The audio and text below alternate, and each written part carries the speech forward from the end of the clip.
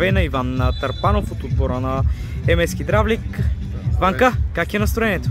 Проповдигнато.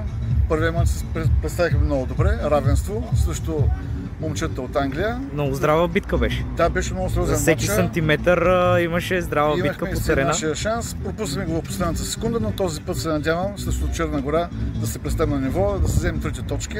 Такава статия качих, че беше, да, че си изпуснахте победа. Защото, доколкото знам, следващия ни матч с румънците, които са били шампиони миналата година.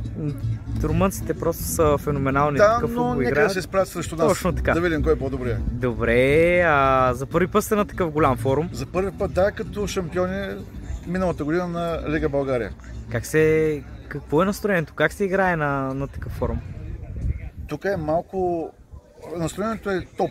Обаче сме леко и притеснени. Все пак отборите са наистина с класи над работнически първенства, в които сме участвали. Все пак ние сме момчета, които работят в фабрика МС Хидравлик, град Казанлък. Не сме професионални футболисти, а виждаме, че тук колегите са на високо ниво. Добре, на какъв стил ще заложите? Основно на контратак. Имаме две момчета, които за мен са много пъргави, броят добре с топката и ще се справят отлично. Какви са ви амбициите за турнира?